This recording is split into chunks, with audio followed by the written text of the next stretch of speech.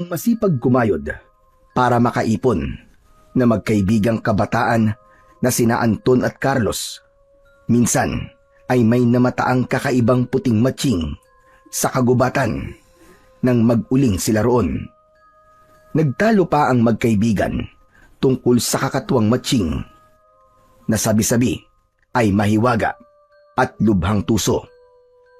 May mga haka-haka si Carlos tungkol sa matching na yon na kinokontra naman ni Anton. Habang nagtatalo sila, may isang nilalang na lihim silang minamatyagan. Hanggang sa dahil sa pagiging padalos-dalos ni Carlos, ay mapapaharap ang magkaibigan sa isang panganib sa gubat na yon. Makukuha nila ang mutya sa dulo ng buntot ng matching, pero yun pala ay susi na magbubukas para makatakas mula rito ang isang matagal nang nakakulong na espiritu ng pinuno ng mga aswang na si Maruha. Dito nalalantad si Aling Chedeng, ang ermitanyang dating isang aswang na may misyong muling magbangon ng bagong lipi ng mga aswang para maghiganti sa baryo ng magkaibigan. Paano kaya matatalo ng magkaibigan ang puwersa ni Maruha at ni Aling Chedeng sa pamamagitan ng nakuha nilang mutya? Magiging mas komplikado pa ang lahat ng isa sa kanila ang mayayanggaw. Hanggang saan kaya hahantong ang kapalaran ng magkaibigang Anton at Carlos? At sino naman kaya sina Erom at Matsepong na makakaengkwentro rin nila sa gubat? Kumusta naman ang lolo ni Anton na si Lolose? May maiaambag kaya siya sa magkaibigan? Tunghayan po natin ang kapanapanabik at makapigil hiningang kwentong ito ng katatakutan at kababalagan. Ngunit bago po ang lahat, mga idol, huwag po nating kalimutang mag-subscribe sa aking YouTube channel na The Voice Addict at sa mga kwento ni Apong Isaac, at i-hit din po natin ang notification bell para lagi tayong updated sa mga bagong kwento na puno ng katatakutan, kababalaghan at kapupulutan din ng mga aral sa buhay. Simulan na po natin ang kwento. Maaga pa ay may lakad na naman ang 18 anyos na binatang si Carlos. Naglalakad siya sa maalikabok na daan ng medyo liblib na baryo ng Kabigaan sa probinsya ng Sorsogon. May sukbit siyang bag sa likod na gawa sa hinabing hibla ng yantok. May sukbit din siyang mahabang gulok sa kanyang bewang. Nakapuruntong siya na maong at nakalumang kamisetang chino. Ay nako! Ay, kailangan ko magmadali ngayon na mapuntahan si Anton. Kung kahapon ay natapos na namin ang pagkukopra at pangangaso, ngayon naman ay mag-uuling kami sa gubat. Kailangan makarami kami nang mabilis kaming makapag-ipon para sa balak namin pag-aaral sa bayan sa susunod na pasukan. Lalo pang binilisan ni Carlos ang kanyang paglalakad. Habang daan ay biglang may namataan siyang banakon na tumatawid sa makipot na daan. Dahil dito ay umarangkada na naman ang kanyang pagiging padalos-dalos. Aba, may banakon! Pwes, mahuli nga ang isang ito. Masarap tong ihawin pandagdag sa uulamin namin mamaya sa gubat. Walang sabi-sabing hinugot ng binata ang sukbit na gulok at agad sinugod ng habol ang banakon, na pagkakita naman sa kanya ay umangat kagad ang ulo at humandang tumuklaw. Easy ka lang, boy. Wala kang laban sa matalim kong gulok. Sige, subukan mo. Kung hindi, matatagpas talaga ang ulo mo. Sa ginawang yun ni Carlos, ay mas natakot pa ang mga taong nakakita sa kanya sa daan. Nagtakbuhan ang mga ito palayo at baka biglang balingan ng malaking banakon.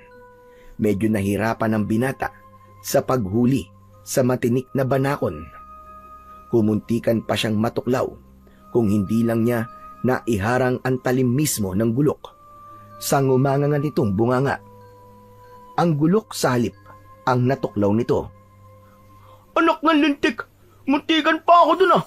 Mabuti na lang at naiharang ko ang gulok. Hayan, wakwak tuloy ang bunganga mong hinayupak ang banakon ka. Sorry ka na lang boy, malas mo ngayon, ako ang nakaharap mo. Masayang isinilid ni Carlos ang katawan ng banakon matapos niya itong matanggalan ng ulo.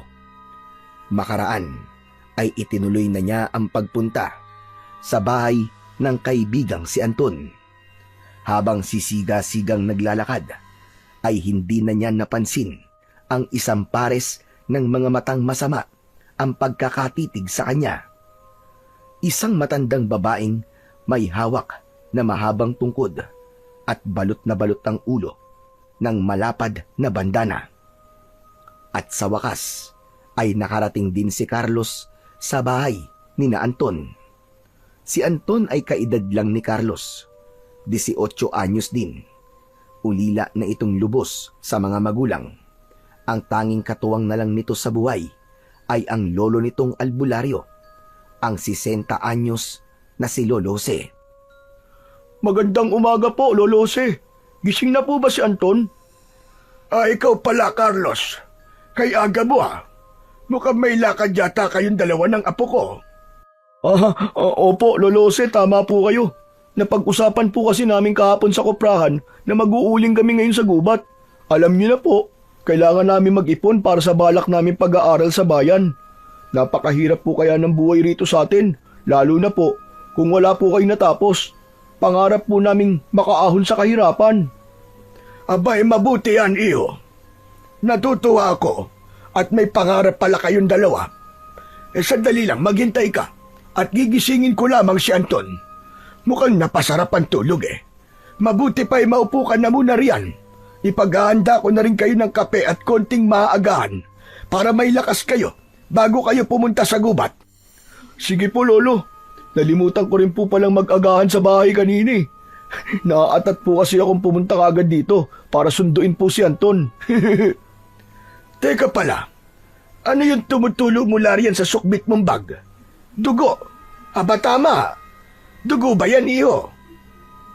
Ay, may napatay po kasi akong banakon kanina. Naisipan ko pong huliin. Pandagdag po sa uulamin namin mamaya ni Anton sa gubat. Teka lilinisin ko na rin po pala at pagpipira-pirasuin sa banggirahan nyo, Lolo Jose. Baka po bumaho kasi sa daan eh. Sige. Ikaw na ang bahala riyan. Alam mo naman kung paano maglinis ng banakon. Pero mabuti hindi ka natuklaw niyan. Kay laki pa naman yan. Nako, sa uli-uli iyo, huwag padalos-dalos sa paghuli ng banakon. Iisa lang ang buhay natin. Kapag nagkamali ka, wala nang rewind. Nako, sa bilis ko lang po, ay wala nang panama tong banakon. Kaya nga po naunahan ko eh. Pero wag po kayo mag-alala, Lolo Jose. Tatandaan ko po ang sinabi niyo sa akin. Mag-iingat po kami mamaya ni Anton sa gubat. Sa sarili niyang kwarto ay ginising naman ni Lolo Jose si Anton. Anton na po! Gising na! Nariyan na si Carlos sa labas. Mag-uuling daw kayo ngayon sa gubat. Bumangon ka na riyan, sige na! Agad namang nag-inat na bumangon si Anton pagkarinig ng pangalan ng kanyang kaibigan. Napatingin pa siya sa lumang orasang nakasabit sa dingding. Nariyan na po pala kagad si Carlos. Hindi halatang atat ang loko ah. Lolo, ipagtimplan niyo nga po kami ng kape. Malamang hindi pa po nag-aagahan yun. O siya, yun nga ang sinabi niya sa akin kanina. Labasin mo na siya. Nandun sa banggiran. Naglilinis ng banako na napatay daw niya kanina. Alam mo yung kaibigan mong yan. Kahit kailan padalos-dalos, pasalamat siya at hindi siya natuklaw ng ahas na yon. Kung hindi, malamang napaglalamayan na siya. Kaya ikaw, apo, wag mo siyang gagayahin na. Mataan mo palagi yung kaibigan mo. At kung mapahamak yon, ay baka madamay ka pa. Nako, Palagi ko naman pong pinagsasabihan yun, Lu eh. Ugali niya na po talaga ang pabigla-bigla ng kilos. Kung ano po ang una niyang maisip, ginagawa kagad nang hindi mo na nag-iisip. Kaya kapag nagdidesisyon kaming dalawa, ay kailangan magsasabi muna siya sa akin. Mabuti na lang po't nakikinig naman sa akin kahit papano. Ang problema lang po ay kung mag-isa lang siya. Mahirap din talaga ang may ugaling katulad ng sa kanya, Apo. Kaya ikaw ay ingatan mo ang pakikisama sa kanya. Maging wais ka. Huwag mong hayaang maipahama ka niya. Kabisado ko na po yan, Lolo. Lagi niyo na lang pong bilin sa akin yan eh. Huwag niyo po akong alalahanin. Alam ko po kung paano ko impluwensya ng kaibigan ko. Mabuti naman po siyang kaibigan eh. Yun lang talaga ang problema sa kanya. Ang maging padalos-dalos. Paunti-unti po eh, matuturuan ko rin po siyang maalis sa sistema niya yun. O siya, labasin mo na at ipaghahanda ko na kayo na maaagahan. Magmumug ka na rin at amoy imbornal yung bunganga mo. Amoy punyeta. Natawa na lang si Anton nang maamoy ang sariling hininga. Iniligpit na niya ang kanyang higaan at lumabas na ng kwarto.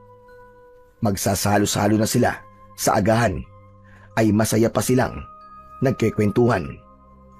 Matapos naman mag-agahan ay naghanda na ng kanilang mga gamit ang magkaibigan. Nang aalis na sila ay kay Rami pambilin ni Lolose.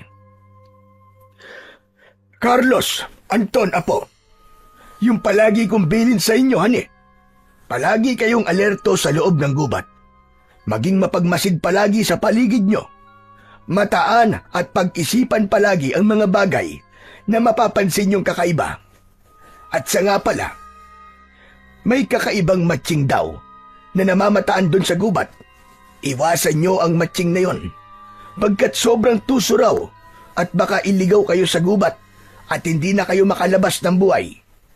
May nakapagsabi pa sa akin na may kakaibang buntot daw yon. Kung papaanong kakaibang buntot ay wala akong ideya. Hindi ko pa kasi yun nakikita. Hindi na rin naman ako nakakapasok sa gubat. Wag na wag din kayo magpapagabi. Wag niyong hahayaan na sumapit ang takip silim na naroroon pa rin kayo sa loob ng gubat. Dapat mga 3:00 pa lang ng hapon ay palabas na kayo. Delikado pag maabutan kayo ng dilim sa gubat. Alam niyo na yon kung bakit. Aswang po ba, Lolose? Huwag po kayo mag-alala. Matagal na po kayang wala ng mga aswang na sumasalakay rito sa lugar natin. Napatay na po silang lahat nung isang grupo ng magagaling na mga antingero. Nakalimutan niyo na po ba yun? Kahit na, Carlos, hindi pa rin tayo dapat magpakampante. At yun nga dahil sobrang tagal nang walang sumasalakay rito, baka naman, bigla-bigla na namang may lilitaw uling aswang. Mas maigi na yung lagi tayong nakahanda. Sa bagay, tama po kayo, Lolo. Carlos, sundin na lang natin si Lolo. Wala namang mawawala sa atin kung mag-iingat tayo, di ba? Lalo na ikaw, padalos-dalos ka pa naman. Napakamot na lang ng kanyang ulo si Carlos habang palipat-lipat ang tingin kina Lolose at Anton. Halatang may gusto pa sanang sabihin, pero sinarili na lang. O siya, sige, tara na, Anton. Paano po, Lolose? Alis na po kami. Kayo rin po mag-iingat ha, kasi mag-isa na lang po kayo dito. O sige na, lumakad na kayo. Anton, Apo, yung mga itinuro ko sa yung mga herbal na halaman, kung sakaling kakailanganin nyo ikaw na rin ang bahala riyan sa kaibigan mong padalos-dalos. Mataan mo yan palagi. Naka, si Lolo talaga oo. Hayaan niyo po, magpapakawais din po ako sa loob ng gubat. Sisikapin ko din po na maging hindi padalos-dalos. Lumakad na nga ang dalawang magkaibigan. Nang iwanan nila si Lolose, ay hindi na nila napansin ang bulto ng isang taong nagtatago sa likod ng isang malapad na puno, malapit sa bahay ni na Anton. Lihim itong nagmamasid. Yun ay walang iba, kundi ang matandang babae na bandang una pa man ay parang sinusundan si Carlos. Matalim ang pagkakatitig na nanlalalim nitong mga mata.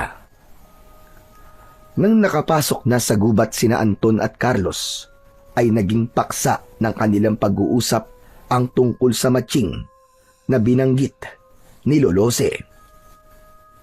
Siya nga pala, Anton. Nakita mo na ba yung tinutukoy ni Lolose na kakaiba raw na matching? Na may kakaiba ring buntot? Ang tagal na natin pumapasok sa gubat pero kahit minsan, wala pa yata tayong namamatang kakaibang matching ah. Saka, may matching pa ba rito sa gubat sa lugar natin? Pagkakaalam ko wala na eh. Meron pa namang ilang matching dito, Carlos. May ilan akong nakikita rito minsan. Siguro kaunti na lang sila, kaya madalang na lang sila magpakita sa mga tao. Iwas na rin siguro sila sa tao dahil nga pati sila ay hindi na pinapatawad ng mga mangangaso rito. Kinakatay na rin nila ang matching? Ew! Hindi pa ako nakakatikim ng karne ng matching. Pero kahit kailan, ay hindi ko susubukan makatikim nun. Nakakatakot, baka kapag kumain ka ng matching, baka unti-unti ka na rin magmukhang matching. Kaya siguro karaniwan ng mga nangangaso rito sa atin ay pumapangit ang mga itsura. Tignan mo parang mga gorilla na. Sira ulo ka talaga, walang ganun. Hindi naman siguro nakakahawa sa itsura ng tao ang pagkain ng karne ng matching, no? Baka dahil sa sobrang stress lang, kaya yung mga mangangaso dito sa atin pumapangit. Tayo na lang, sa kakakayod natin, para makapag-ipon medyo nagmumukha na rin tayong mama Kaya pagkatapos nating mag-uling ngayong buong araw, ay baka kailangan muna nating magpahinga ng isang araw bukas. Para naman makabawi tayo sa sobra-sobrang pagod natin. Napatingin si Carlos sa sariling katawan at kinapakapa ang muka. Maging kay Anton ay napapasulyap siya. Teka, aba oo nga no. Ngayon ko lang napansin ang itsura mo, Anton ah. Medyo mukha ka na nga mama. Aba, pwede na kitang tawaging kuya o kaya tito. Sira ulo, ako lang ba? Ang itsura mo kaya ang pansinin mo. Halatang hindi ka na nagsasalamin Tinutubuan ka na kaya ng bigote at balbas. Hala ka, ikaw naman yata ang malapit ng magmukhang matching. Letsugas ka. Hindi nga, Anton. Niloloko mo lang yata ako Totoo nga. Kinapa mo na ba yung mukha mo? Kung hindi mo naman pala nararamdaman yung tumutubo mong buhok sa mukha. Hanip, gaano na ba kakapal yung mga kalyo mo sa kamay at parang sobrang manhid na yata? Sira ulo. Basta, mas mauuna ka pang maging matching sa akin. Mas matanda ka kaysa sa akin ng ilang araw, no? Akala mo, ha? Sa pagbibiruan na yon ng magkaibigan, ay hindi na nila napapansin na nakasunod pala sa kanila ang matandang babaeng nakatalukbong ng malapad na bandana. Pirming matalim ang pagkakatitig ng mga mata nitong parabang nagbabanta. Maingat ang bawat kilos nito, halos walang kaluskos na maririnig, habang palihim na palipat-lipat ng punong pinagtataguan. May kung anong ibinubulong ito sa sarili. Ano kaya ang magandang gawin sa dalawang binatang ito? Kailangan may gawin na ako ngayon. Tumanda na lamang akong ganito. Nang hindi na ipaghihigante ang dapat kong ipaghigante. Humanda kayo mga taga-baryo. Oras na magtagumpay ako ngayon, ay makakabalik na ang lahing minsan niyong inalis sa akin. Akala siguro ninyo ay tuluyan ng namura ang aming lahi. Pwes, kailangan magpatuloy ang lahi namin sa pamamagitan ko. Dahil medyo napasigaw ang matanda sa gigil sa bandang dulo ng sinasabi, ay narinig ito ni na Anton at Carlos. Kapwa na palingon ang dalawa sa direksyon nito. Ngunit bago pa man tuluyang malantad sa dalawa ang itsura nito, ay mabilis na itong nagtalukbong at mabilis din bumira ng lakad papalayo. Lintik na yan. Mabubukin pa yata ako ng mga damuhong yon. Kailangan ko na tumakas at magbalik sa yungib ka. Huh? May tao sa banda ron, Carlos, oh. Isang matandang babae yata. Tama, Matandang babae nga na may tungkod. Teka, sundan natin, Anton. Baka lihim tayong minamanmanan. Mabilis na pinigilan ni Anton ang tangkasa ng gagawin ni Carlos. Hinila niya ang braso nito. "Wag na, Carlos. Baka hindi talaga yung tao. Isipin mo, ano ang ginagawa ng isang normal na matandang babae rito sa gubat? Saka hindi pamilyar sa akin ang itsura niya. Hindi yata siya taga-baryo natin. Parang may kakaiba rin sa kanya, nararamdaman ko." Natigilan naman si Carlos at sandaling napaisip. Oo nga no, may talukbong pa pala siya. Di ko alam kung ano ang tawag doon, pero parang sinaunang panahon pa ang disenyo eh. Hindi kaya isa yung... baka naman isang diwata na nagpapanggap lang na matanda. Naku, dapat masundan natin yun, Anton. Malay mo, humihingi ng tulong. Tapos, bilang kapalit, ay bigyan tayo ng anting-anting. Tara na, sundan natin, dali! At dali-dali nang tumakbo si Carlos, pasunod sa direksyong kinaroroonan kanina ng matandang babae. Halatang excited ito sa naisip. Anak ng, ang tigas naman talaga ng ulo nito. Kahit kailan talaga.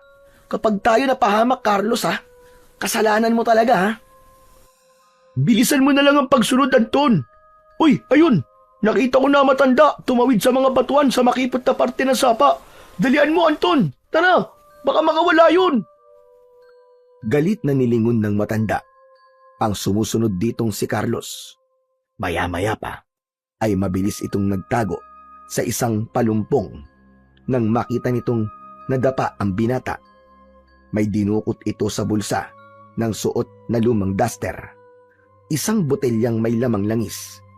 Nagbuhos ito ng konti sa palad at inihaplos sa balat. Pagkaraan ng ilang sandali ay unti-unting nagbago ang anyo nito. Carlos? Carlos, tasan ka? Carlos! Nandito ako, Anton! Aray ko! Ang paak ko! Ang sakit! Kamalas naman eh! Bakit ba kasi may nakausling ugat dito ng puno? Aray ko! Medyo nag-alala si Anton nang mamataan niyang namimilipit na nakaupo sa damuhan si Carlos. Hilot-hilot nito ang nasaktang paa. Oh, bakit? Ano nangyari sa'yo? Yan! Sabi na kasing wag nang sundan ng matandang yun. Ayan tuloy na pala mo sa pagmamadali mo na parang kung ano ang naisip yung kagad ang mangyayari. Ano? Nasaan na yung matanda? Doon! Aray! Doon! Sa banda ron pumunta! Ituturo sana ni Carlos kung nasa ang banda kanina ang matanda, pero bigla siyang natigilan nang paglingon niya ay wala na pala ito. Sa halip, ang nakita niya ay isang kakaibang matching na lalambi-lambitin sa mga sanga ng puno sa di kalayuan. Huh? Anton, tignan mo! Nakikita mo bang nakikita ko? Yun na yata yung sinasabi ni Lolosi, nakakaibang matching. Ha? Nasaan? Ayun oh, isang puting matching na may kakaibang buntot. Kumikinang ang dulo ng kanyang buntot. Talagang kakaiba siya. Itinutok ni Anton ang kanyang mga mata sa direksyong itinuturo ng nguso ni Carlos. Nanlaki pa ang kanyang mga mata nang makita ang puting matching. Oo nga no, puting matching. Naku, baka yan na nga talaga ang sinasabi ni Lolo. Yumuko ka nga muna, Anton, at baka makita ka ng matching na yun. Obserbahan na lang muna natin. Tapos, palihim natin susundan. Kakaiba talaga ang buntot niya. Parang maalala ko sa mga kwento nun ng mga matatanda doon sa amin. May sinasabi silang mutya. Karaniwan doon ng mutya ay makinang. Ang iba raw ay nakikita sa parte ng katawan ng kakaibang mga hayop. Naku, baka mutya ang nasa dulo ng buntot ng puting matching na yun na. Anton, kailangan mahuli natin ang matching na yun. Shh! Hinaan mo lang ang boses mo. Parang nakikiramdam ang matching. Saka teka nga, sa bandaron mo rin ba nakita ang matandang hinahabol mo kanina? Oo. Hindi ako pwede magkamali. Bakit ba? Hindi kaya yung matandang yun ay ang matching na nakikita natin ay iisa? Oo nga no. Pwedeng ganun nga, Anton. Sabi ko sa'yo malamang naingkantada nga matandang babaeng yun. Kita mo, heto, at bibigyan pa yata tayo ng mutya. Kung siniswerte nga naman tayo, oo. Heto na yata ang sagot sa matagal na nating hiling na sana swertein tayo isang araw at mapabilis ang pag-iipon natin. Ang alam ko pa kasi, may mga mutya raw na pampabuenas o pampaswerte. Heto na yon, Anton. Nilalapitan na tayo ng swerte. Pero paano kung masamang engkantada na pala? O kaya ay masamang elemento rito sa gubat? Baka hindi mo alam. May masasamang mga elementong magagaling magpanggap. Wag na nga yan padalos-dalos na naman ang pairalin mo, Carlos. Mahirap na. Oo, gusto ko rin makahanap o makatsyempo tayo ng mutya. Pero hindi sa paraang isasapalaran natin ang ating mga buhay. Tandaan mo, iisa lang ang buhay natin, Carlos. Saka marami pa tayong pangarap na kailangang abutin, di ba? Kaya mas mabuting wag muna nating iasa sa buenas na maibibigay ng mutya ang kapalaran natin. Mas gusto ko pang sa sariling sikap at tiyaga matamasa ang swerte sa buhay. Ay nako, ang dami mo pang sinasabi, Anton. Ikaw rin, baka minsan lang ang ganitong pagkakataon. Teka, tignan mo, Anton, oh. Yung matching na puti. Hala, naging dalawa na sila, Anton.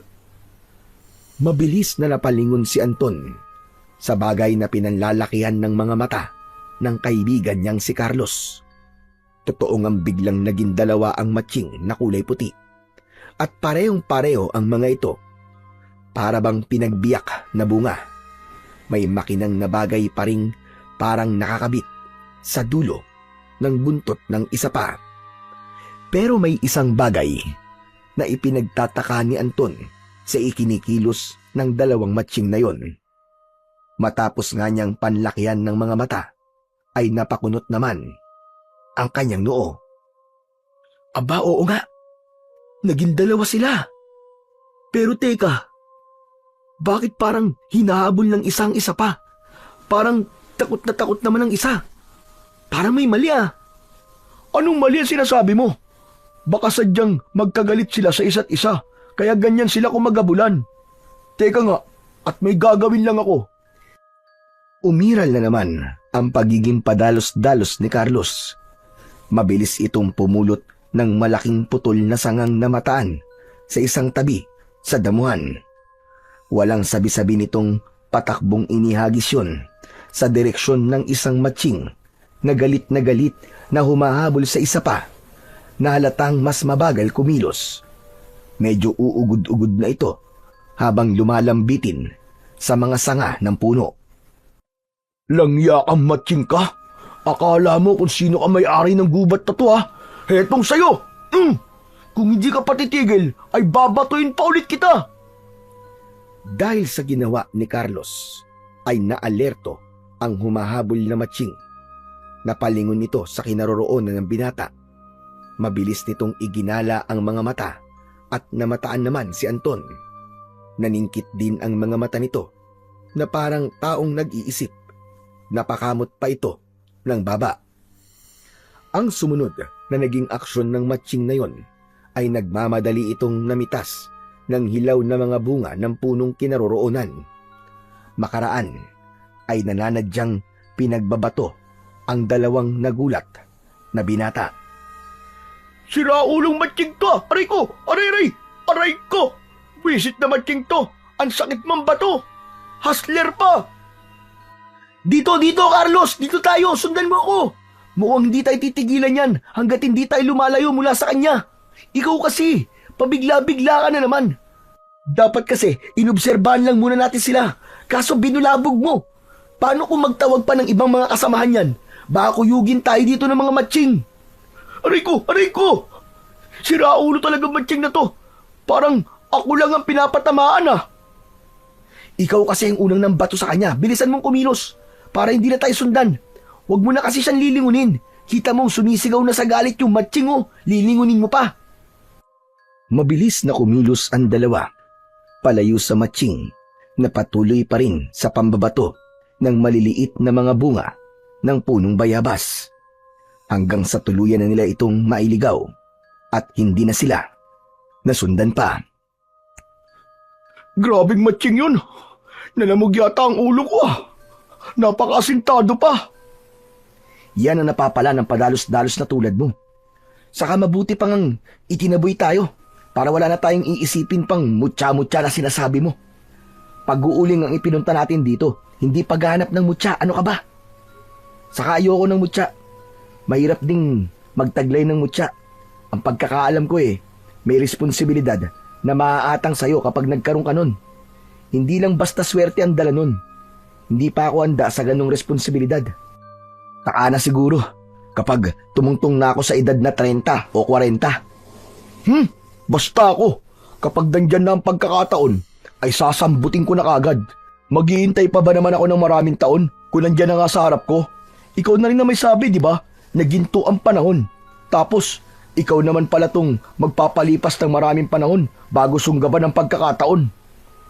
Depende naman kasi yan sa kahandaan mo, Carlos. Susunggaban mo ba ang isang bagay kahit alam mo sa sarili mo, nabubut ka pa? Halimbawa, mag-aasawa ka ba kagad kahit wala ka pang ipambubuhay sa magiging pamilya mo dahil lang may nobya ka na? Siyempre, ihahanda mo muna yun para sa kinabukasan nyo bago mo pakasalan ang nobya mo at bago kayo bubuo ng isang pamilya. Ganun yun, Carlos. Hindi pa dalos-dalos. Ang layo naman yata ng halimbawa mo sa mutya. Saka ano pa bang poproblemahin mo sa pagkakaroon ng mutya kung swerte naman ang ibibigay sa'yo? Kahit ano pa sigurong iatang sa balikat mo ay makakaya mo dahil pinaglalaanan ka rin ng mutya mo. Ay nako, bahala ka na nga riyan sa katwiran mo. Alam mo, hindi konsentidor ang mga mutya. Karamihan na nagtataglay ng mga ito ay ang mutya din ang pumipili. At pumipili sila ng mga karapat-dapat at may magagandang katangian na sigurado ko na wala sa'yo. Hindi rin sila napipilit na makuha. Kapag pinilit mo tong kuhanin, ikaw rin na mapapahamak. Habang nagkakatwiranan ang magkaibigan, ay wala silang kamalay-malay na nasa paligid na naman pala ang matandang babae kanina. Nagbalik ito sa dati nitong anyo. Habang nakikinig sa usapan ng dalawa, ay napapangisi ito. May ibinubulong na naman ito sa sarili habang nagtatago sa likod ng isang malagong palumpong. Aha! Tamang-tama ito. Pwede ko pala silang lidlangin para kunin nila ang mutya sa buntot ng puting matching na yon. Lalo na ang isang binatang yon na padalos-dalos pala. Doon ako sa isa tututok at mukhang mas madali ko lang siyang mahihikayat. Konting pagmamasid pa, Chedeng, at magtatagumpay na rin sa wakas ang plano mo. Dahil sa mga huling sinabi ni Anton, ay parang nasaktan naman ang damdamin ni Carlos. Palihim nitong sinamaan ng tingin ang kanyang kaibigan. Magsasalita pa sana ito, pero hindi na lang isinatinig ang nasa isip.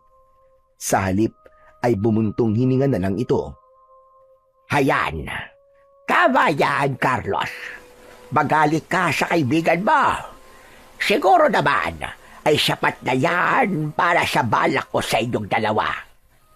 Panahon mo na talaga ngayon, Chedeng. Umaayon sa'yo ang tadhana.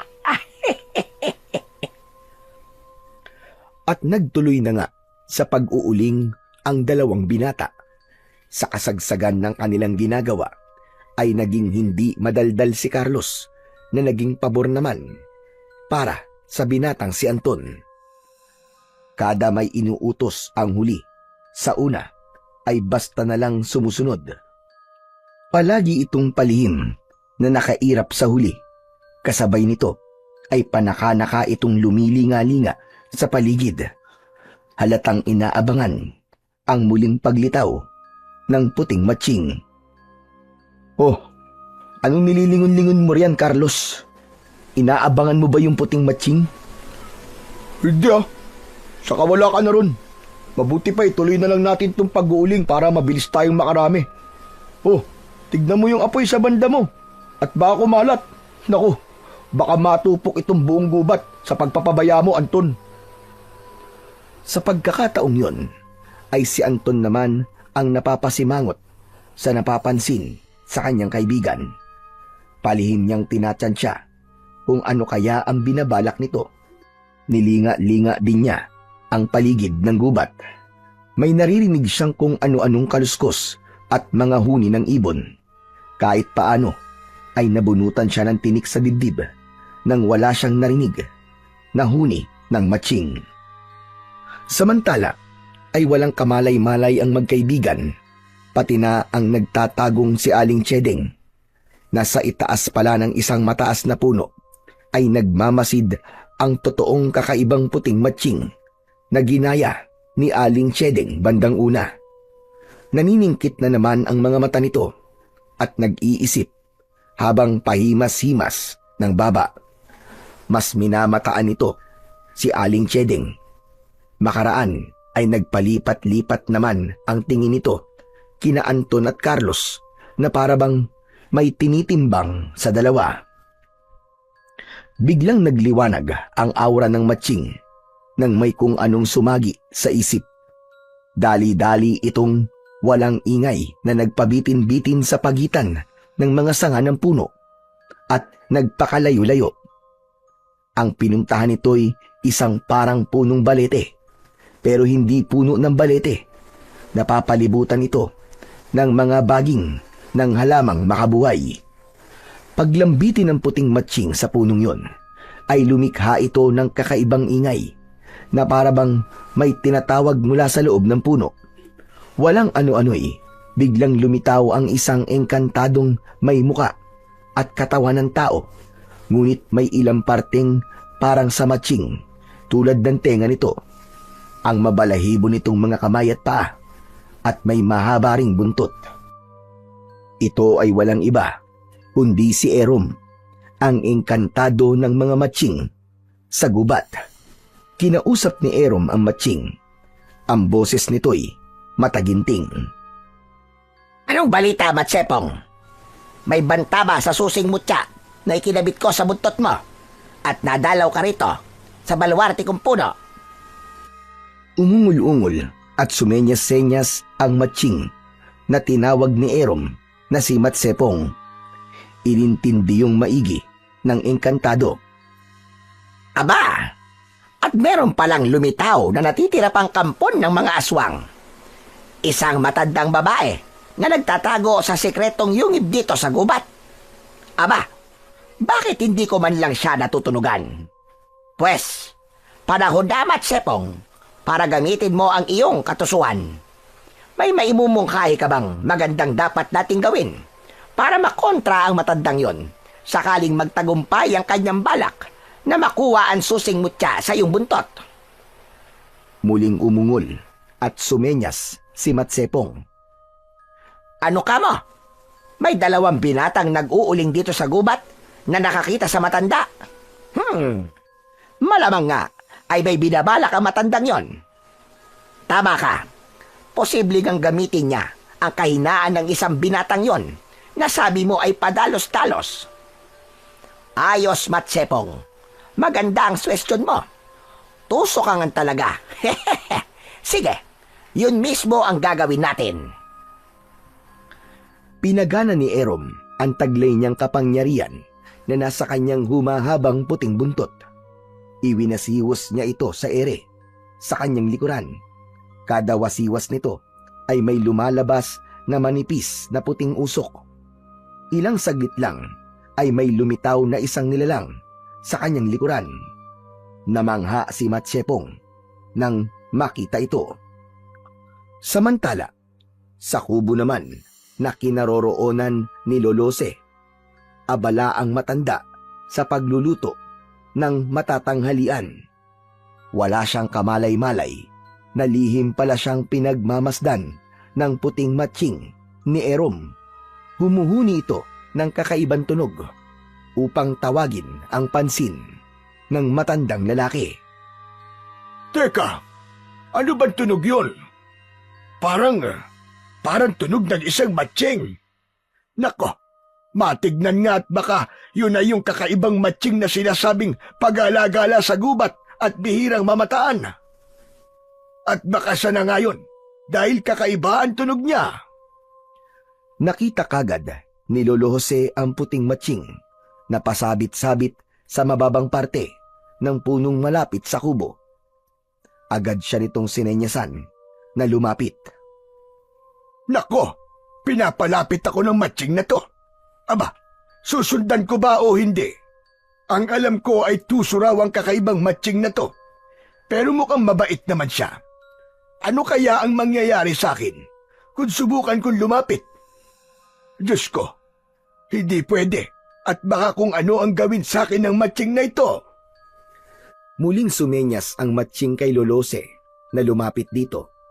May ipinakita ito at iwinagayway sa direksyon ni Lolose. Putol na buntot na may makinang namutya sa dulo. Ang sarili nitong buntot. Aba nako, naputol pala ang buntot niya. Anong ibig sabihin nito? Ibinibigay sa akin ang buntot niya. Pero bakit? Tatanggapin ko ba? Ah, hindi. Hoy, puting matching! Hindi mo ako maloloko sa gusto mo mangyari. Hindi ko ba alam na tuso ka? Pwes, kahit anong gawin mo, ay hindi ko tatanggapin yan. Napakalabong ipamigay mo yan. At sa isang katulad ko pa, na matandang uugod-ugod na. Walang ano-ano ay may kung anong itinuro ang matching sa langit, habang ang itsura ay takot na takot. Umuungol din ito ng malakas na parabang nagbababalang may mangyayari o darating na sakuna. Dahil dito, taranta namang napatingala sa langit si Lolose at inalam kung ano ang itinuturo nito. Ngunit ang pagtingalang yun ni Lolose ay agad sinamantala ng matching. Mabilis itong patalon-talon na pinasok ang bahay ni Lolose at inilapag ang putol nitong buntot sa ilalim ng unan ng katring higaan ni Anton. May kung anong iniihip pa ito sa unan ni Anton bago mabilis na tumakbo palabas. Nagulat naman si Lolose nang paglingon niya ay nakita niyang papalabas na ang matching mula sa loob ng kubo.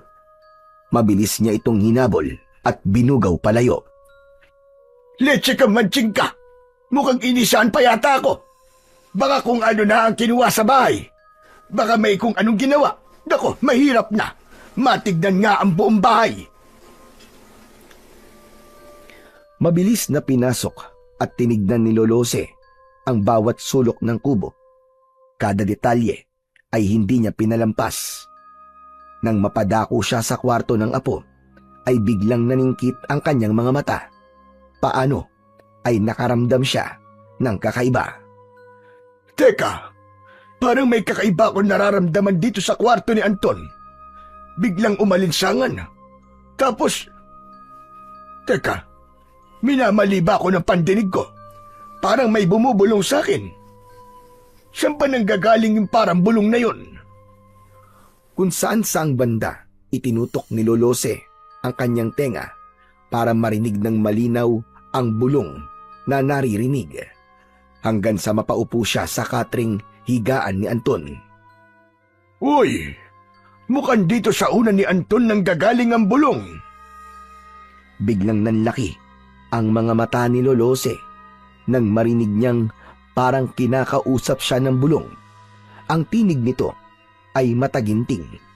Ang totoo ay boses yon ng engkantadong matching na si Erom. May ipinahatid itong mensahe sa pamamagitan ng puting matching na kanina nga ay iniihip sa unan ni Anton. Lolo Jose, makinig kayo sa sasabihin ko. Ako ang engkantado ng mga matching sa kagubatan. Huwag kayong mabibigla sa mga ihahabilin ko tungkol sa inyong apo. Ito ay lubhang mahalaga. May kinalaman ito sa isang mutyang ipagkakatiwala ko sa kamay ng inyong apo. Sa balikat niya ay iaatang ko ang isang mabigat na gampanin. Iahanda ko siya para sa isang laban na napipintong maganap. Puwersa ng mabagsik na aswang ang kanyang makakalaban. Muling nanlaki ang mga mata ni Lolose sa kanyang mga narinig. Puwersa ng mabagsik na aswang? Ibig sabihin, ay sasalakay na naman dito sa aming baryo ang mga aswang. Ngunit hindi sinagot ng tinig ni Erom ang tanong ni Lolose. Ang tinig kasi nito ay pahatid lang at hindi aktwal na tinig ng engkantado. Ito ay mahigpit na lihim lang muna sana natin, Lolose. Tayo-tayo lang sana ni Anton ang nakakaalam. Huwag niyo itong ipagsasabi kahit kanino. Kahit pa sa kaibigan ng iyong apo na si Carlos. Hindi dapat malaman ng espiritu ng aswang na si Anton ang tagapag-ingat ng totoong mutyang ipinadala ko sa inyo sa pamamagitan ng alaga kong puting matching na si Matchepong. Ingatan at itago niyong maigi ang buntot ng matching na may mutya sa ilalim ng unan ni Anton. Maigpit na bilin ko lamang na wag niyo itong hahawakan. Si Anton lamang ang pwedeng humawak nito at magtanggal ng mutya mula sa buntot. Marami pang ibinilin ang tinig ni Erom kay Lolose. Si Lolo Jose naman ay basta nakinig lang ng maigi. Hindi na siya nagtanong-tanong pa pagkat nakatunog din siya. Napahatid na tinig nga lang ang kumakausap sa kanya, kaya hindi siya sinasagot. Samantala, pabalik sa parte ng gubat kung saan naroroon sina Anton at Carlos. Ang huli ay lihim na iniwanan saglit ni Anton na abala sa paglalagay sa sako ng kanilang mga nauling. Napansin kasi ni Carlos ang muling paglitaw ng puting matching na nagpapabitin-bitin sa mga puno. Maingat at walang ingay itong sinundan ng binata. Ang puting matching naman ay parang nananadyang hindi pansinin si Carlos kahit paminsang-minsang nakakalikha ng maingay na kaluskos. Aba, parang umaayon sa akin ang pagkakataon na. Hindi ako pinapansin ng matching. Ramdam kong gusto rin yata talagang ibigay sa akin ng matching na yun ang mutya ng buntot nito. Ito na swerte ko. Ayos! Walang kamalay-malay si Carlos na inaakay pala siya ng puting matching papunta sa lagusan ng isang kuwebang pailalim sa lupa. Nang malapit na si Carlos sa sikretong lagusang natatakpan lang ng mga damo at makapal na baging, ay biglang nag-ingay ng malakas ang puting matching na para bang may tinatawag. Walang ano-ano ay mabilis itong nagtago sa mayayabong na mga puno nang lumitaw sa bumukas na lagusan ang matanda na si Aling Chedeng. Pareho pang nagulat sina Carlos at ang matanda nang magtama ang kanilang mga mata. Ama, may naligaw pala rito. Pwes, tamang-tama ang pagparito mo. Narinig ko kanina ang hodi ng matching. Dumaan ba rito? Naku, opo. Ang totoo po sinusundan ko po yung puting matching na may kakaibang makinang nabuntot eh. Hindi ko po kasi sinasadyang mapagawi rito. Mukhang yung puting matching talaga ang pakay mo. Tama ba ako? Oo, alam niyo po ba ang tungkol sa matching na yon? Oo naman. Alam na alam ko. Ang matching na yon ay nagtataglay ng susing mutya ng engkantadong si Erom. Susing mutya? Engkantadong Erom? Ano pong pinagsasasabi niyo? Alam kong marami ka pang hindi alam tungkol sa mahiwagang puting matching na yon na pag-alagala rito sa kagubatan. Matagal na akong nakatira sa gubat na ito at masasabi kong kabisado ko na ang lahat dito. Alam kong gusto mong makuha ang mutya ng puting matching na nakita mo. Wes, tutulungan kitang makuha ang mutyang yon. Alam mo ba, kapag nakuha mo ang mutyang yon, ay puputaktihin ka ng swerte. Naku, opo. Yan nga po ang dahilan kung bakit gusto ko po makuha ang buntot ng mahiwagang puting matching. Pagod na po ako sa kakakayod para lang po makapag-ipon. Gusto ko na pong maabot sa lalo madaling panahon ng mga pangarap ko sa buhay. Kaya ang pagkakataon pong ito na makakuha ng pampaswerteng mutya ay hindi ko po palalampasin. Tama yun, iho. Ngayon nga ay umaayon na sa iyo ang pagkakataon. Nandito mismo ako para tulungan kang makuha ang buntot ng matching na yon. Ay siya, total at natuklasan mo na rin ang sikreto kung lunggang yungib, ay pumasok ka na muna rito. Bibigyan kita ng mga magagamit mo para mas madali mong mahuli ang puting matching. Hindi mo ba alam na sobrang tuso ng matching na yon? Naku, gaano nga po ba katuso ang matching na yun? Nako, sobrang tuso. Halika na at pumasok ka na muna. Huwag kang matakot dahil hindi naman ako masamang nilalang. Tutulungan pa nga kitang mahuli ang matching. Saka bibigyan pa kita ng anting-anting. Gusto mo ba yon? Talaga po? Bibigyan niyo ako ng anting-anting? Oo naman. Anting-anting ang kailangan mo para mahuli ang tusong mahiwagang matching na alaga ng isang engkantado. Ay, isa po ba kayong engkantada? Parang gano'n na nga. Isa akong ermitanyang engkantada. Wow! Tama po pala ako nang hinala sa inyo na isa kayong engkantada at mali naman ang kaibigan kong si Anton. Hayaan mo na ang Anton na yun, iho. Ikaw talaga ang itinadhanang mapagkakalooban ko ng anting-anting. Pagpasok ng dalawa sa madilim na pailalim na yungib, makikita ang nakasinding mga sulo sa bawat sulok nito. Kung ano-ano rin ang makikitang mga nakasabit sa bawat dingding ng yungib. Iba't ibang kagamitan ni Aling Chedeng. Meron ding nakasabit na mga pulseras at mga kwintas na gawa sa kung ano-anong materyales. May isa pa na may palawit na parang kulay itim na diamante. Meron din ang palawit na itim na batong may nakaukit na hindi maintindihan ni Carlos kung ano. Kinuha ni Aling Chedeng ang kwintas na may palawit na itim na diamante. Palihim itong nakangisi ng nakakaloko. May kung ano pa itong ibinulong sa palawit ng kwintas na biglang saglit na kuminang. Oh, ito na, iho. Ang sinasabi ko sa iyong anting-anting. Lubhang makapangyarihan yan. Ibulong mo lang dyan ang gusto mong mangyari at magkakatotoo yung kagad. Halimbawa, kapag ibinulog mo rito na kailangan mong mahuli ng walang mintes ang mahiwagang matching, ay tutulungan ka nito kagad na mahuli ang matching na yon, kahit gaano pa ito katuso. At kapag nahuli mo na ang matching na yon, putulan mo na kagad ng buntot. Pagkatapos noon, ay palagi ka nang magiging swerte sa lahat ng bagay. Wow! Gustong-gusto ko po yan. Akin na ho tong singsing at gagawin ko po kagad ang mga sinabi nyo.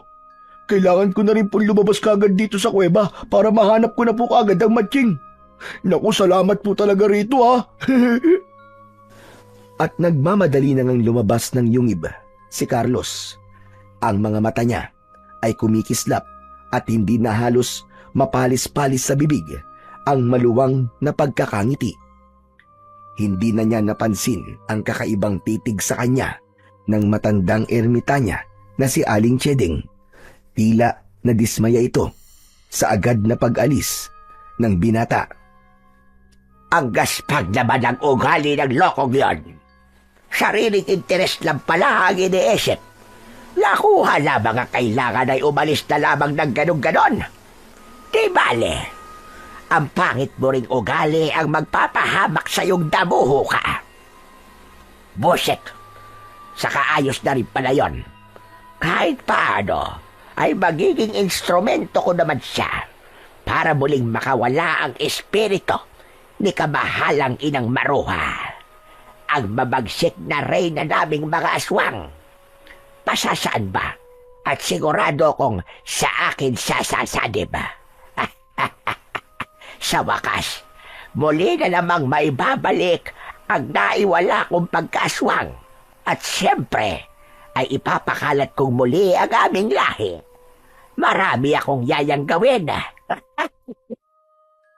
Muling umalingaw-ngaw ang malakas na tawang yun ni Aling Cheding sa loob ng kanyang yungib. Samantala, nang nasa labas na si Carlos at nakagad niyang hinanap ang mahiwagang puting matching. Parang nananadya namang hinihintay siya nito, di kalayuan sa lagusan ng sikretong yungib na pinanggalingan. Agad na binulungan ni Carlos ang palawit ng kwintas na noon ay naisuot na niya sa kanyang leeg. Ngayon mo patunayan sa akin na totoo kang anting-anting. Kailangan madali kong mahuli ang puting matching na yun na nakikita ko. Kontrahin mo ang kanyang katusuan. Ngayon din. Laking tuwa ni Carlos nang mapagtanto niyang tumalab nga ang kanyang ibinulong. Paano ay nakapagtatakang kinawayan pa siya ng matching at sinenyasang lumapit dito. Hinawakan pa nito ang sariling buntot at iwinagayway sa ere na parabang pumapayag kagad ito na ibigay ng walang kahirap-hirap ang taglay nitong mutya. Ngunit nang tuluyang makalapit si Carlos at nang ilalabas na sana niya ang sukbit na matalas na itak para putulin ang buntot ng matching, ay muli itong sumenyas. Umiling-iling ang ulo nito, kasabay ng hintuturo nitong tila nagsasabing hindi raw muna. Itinuro rin ito ang suot na kwintas ni Carlos. Ano? Ibibigay mo na lang sa akin tong buntot mo kapalit ng suot kong kwintas? Ganun ba? Tumango-tango ang matching. Itinago pa nito ang buntot bilang hudyat na hindi yun makukuha ni Carlos. Malibang ipagpalit niya rito ang kwintas, malalim namang napaisip ang binata. Dapat ko ba tong ipagpalit o hindi? Ayos lang yata na ipagpalit ko na lang kung makukuha ko naman ng mutya na pampaswerte. Saka bakit pala siya interesado sa kwintas na to? Paano kung iisahan lang pala niya ako? Parang naintindihan naman ng matching ang ibinubulong sa sarili ni Carlos. Bigla itong bumusangot at inirapan ang binata. Makaraan ay tinangka nitong lumayo na lang matapos iwagayway ang buntot at bawiin itong parang ipinagdadamot. Dahil dito ay nataranta ang binatang si Carlos. Mabilis niyang hinila ang kamay ng matching. Teka, uy! Sige na, eto na. Ibibigay ko na sa itong kwintas. Pero dapat ay ipaputol mo muna sa akin ang buntot mo para sigurado ako. Pero sumenyas ang matching na ibigay raw muna niya rito ang kwintas at ipapahawak na raw nito ang buntot. Sinunod naman ni Carlos ang senyas ng matching. Iniabot na niya rito ang kwintas na bigay ni Aling Cheding. Para makasigurado ay kagad sinunggaban ni Carlos ang buntot ng matching, sabay putol dito, gamit ang matalas niyang itak. Pagkaputol ng buntot ay mabilis nang tumakas ang matching, tangay ang kwintas, at naiwan si Carlos na tuwang-tuwa nang makuha niya ang makinang na mutya sa dulo ng buntot ng matching. Sa wakas, ako na ang magiging pinakamaswerteng tao ngayon sa mundo. Maitago nga muna itong mutya. Hindi muna to dapat makita ni Anton. Ako lang ang dapat na makinabang dito. Napakaswerte ko talaga. At ako nakauna. Malas na lang ni Anton. Mauuna kong maabot ang mga pangarap ko kesa sa kanya. Nang puntong yun, habang ibinubulsa ni Carlos ang makinang namutyang bato, ay wala siyang kamalay-malay na may manipis na kulay itim na usok palang parang nasisipsip ang kanyang katawan. Hindi matukoy kung saan ito nagmumula. Bumalik si Carlos sa kinaroroonan ng kaibigang si Anton. Kakaiba ang sigla niya ng sandaling yun na hindi maitago ng kanyang mga mata, pati na ng kanyang kilos. Siyempre, ay napansin yun ni Anton pagkakita sa kaibigan. Oh, Carlos, kanina pa kitang hinahanap ah. Saan ka ba nang galing? Pambihira, para kang paltos ah. Saka ka lang lilitaw kapag patapos na ang ginagawa natin. Hindi mo na ako natulungan ah. Teka, bakit parang kakaiba yata ang sigla mo ngayon? May nakita ka sigurong kakaiba rito sa gubat, no? Naku, walang ganun, Anton. Ewan ko ba? Basta masaya lang ang pakiramdam ko ngayon. Siguro dahil tama. Dahil marami na pala tayong nauling. Naku, pasensya na rin kung hindi na kita natulungang magsako ng mga uling ha. Siya, damihan ko na lang ang bubuhating mga sako ng uling para naman makaganti ako sa'yo. Ako na rin ang bahalang maghanap ng bibili sa bayan. Saka bilisan na nating umuwi. Hindi tayo pwedeng magpahapon dito, sabi ni Lolo Jose, di ba? Nang pauwi na sila, ay lihim na inoobserbahan ni Anton si Carlos na nauuna sa kanya sa daang kanilang tinatahak palabas ng gubat. Naningkit ang kanyang mga mata nang mapansin niya ang manipis na itim na usok na patuloy na nasisipsip ng katawan ni Carlos. Malalim niyang pinag-isipan kung ano yon at bakit may ganun na nangyayari sa kaibigan. Hanggang sa tuluyan silang makauwi at maghiwalay ni Carlos, ay patuloy na pinag-iisipan ni Anton ang kanyang natuklasan. At lalo pang nadagdagan ang kanyang iniisip nang makausap niya si Lolo Jose na noon din ay napansin niyang parang hindi mapakali. Ay, salamat at umuwi ka na rin, Carlos. Alam mo, Apo, may importante akong sasabihin sa'yo. Pero teka, tuluyan na ba talagang nakaalis ang kaibigan mo? Silipin mo nga ulit sa labas, Apo. Hindi kasi niya pwedeng malaman o marinig man lang ang sasabihin ko sa'yo ngayon. Isang mahigpit na sigreto lang natin ito, Apo. Tayong dalawa lang ang dapat na nakakaalam nito. Opo, wala na po siya. Kanina pa po nakaalis si Anton eh. Atat na atat nga pong makauwi yun kanina pa. Saka, ano ba sasabihin niyo sa akin? At bakit kailangan tayong dalawa lang po ang nakakaalam? Sandali, at isasara ko lang muna itong pinto, Apo. Pagkatapos ay pumasok ka sa kwarto mo at susunod ako, may ipapakita ko sa iroon. Nang nasa kwarto na sila ni Anton, ay nagmamadaling inutusan ni Lolo Jose si Anton. Buklatin mo ang ilalim ng unan mo, Apo. Una, ay nangunot ang noo ni Anton pagkakita sa putol na buntot ng matching na may kumikinang na batong mutya sa dulo nito. Makaraan ay takang-takang binalingan si Lolo Jose. Lo, bakit may putol na buntot ng matching dito? Paano nagkaroon ito dito? Ikinuwento ni Lolo Jose sa binatang si Anton ang lahat ng nangyari. Bandang una nang magpakita sa kanya ang mahiwagang puting matching. Kasama roon siyempre ang bulong ng isang engkantado at mga bili nito. Siyempre ay hindi makapaniwala si Anton matapos niyang marinig ang buong kwento ni Lolo Jose. Teka, Lolo. Ibig sabihin po, imutya talaga itong nasa dulo ng buntot ng matching, Lolo? Sasalatin na sana ni Anton ang buntot ng matching nang pigilan siya ni Lolo Jose. Teka, Apo. Wag mo munang sasalingin ang buntot na yan. At bakit naman po, Lolo? Ang bilin kasi sa akin ng engkantado, ang mutya raw sa dulo ng buntot na yan ay bali susi na kapag kinuha ay matik daw na mapapalaya ang espiritu ng mabangis na pinuno ng mga aswang na si Marua. Maghahanap daw kagad ito ng masasanibang mararamdaman itong handa itong tanggapin. Sa pamamagitan ng masasaniban nito ay muli niyang bubuhayin ang lipi ng mga aswang. Kaya kung sasalatin mo na yan ngayon, malamang na mamayang gabi ay baka may aswang nang sasalakay rito sa baryo. Kailangan pag-isipan muna natin ang magandang gawin. May kinalaman sa mutyang nasa buntot ng matching. Sandali, Apo, at aalalahanin ko ang lahat ng ibinilin sa akin ng engkantado.